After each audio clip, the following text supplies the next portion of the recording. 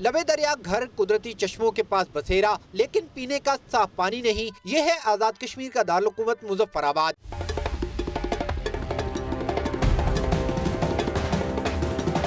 अदारा तहफ़्फ़ुज़ माहौलियात ने मुजफ्फराबाद में बहने वाले 22 चश्मों में से 21 के पानी को नाकाबिले इस्तेमाल करार दे दिया है। हेपेटाइटिस और इस तरह की बीमारियां फैल रही हैं, तो हमने यहाँ के चश्मे इनके टेस्ट कराया जाए कि ये क्या ये पानी पीने के लायक है भी या नहीं।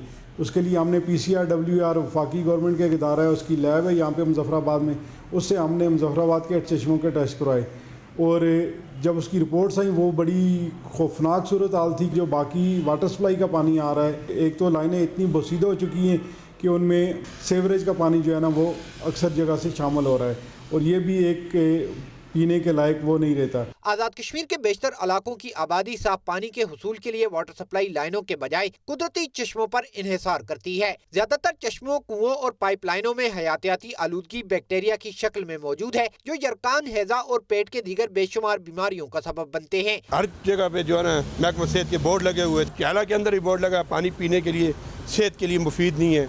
ठीक है, दोमेल लगा हुआ था, फिर उसके बाद आगे वो फौजी कैंप के पास है, लेकिन आवाम भर के लेके जाती है। क्या करे, आवाम की मजबूरी जो है। पानी के लिए हमें बहुत दूर आना पड़ता है, एक तो इनका कोई रास्ता भी नहीं है, तो वजह से वहाँ से औरतें पानी उठा के घरों तक लेके जाती हैं, तो बहुत सफ़र है, तो आने में भी बड़ा मसला होता है, तो जाने में भी मसला होता है। आजाद कश्मीर हुकूमत हर साल फराहमी आब के लिए करोड़ों रुपए बजट मुख्तस करती है, लेकिन ख्वातीन आज भी घड़े सर पर उठाए पानी की तलाश में मारी मारी फिरती हैं। हुकाम की मामूली तवज्जो से शहर में बुनियादी अहमियत के हामिल फराहमी आब के निज़ाम को बेहतर बनाकर लोगों के मसाइल में कमी लाई जा सकती है।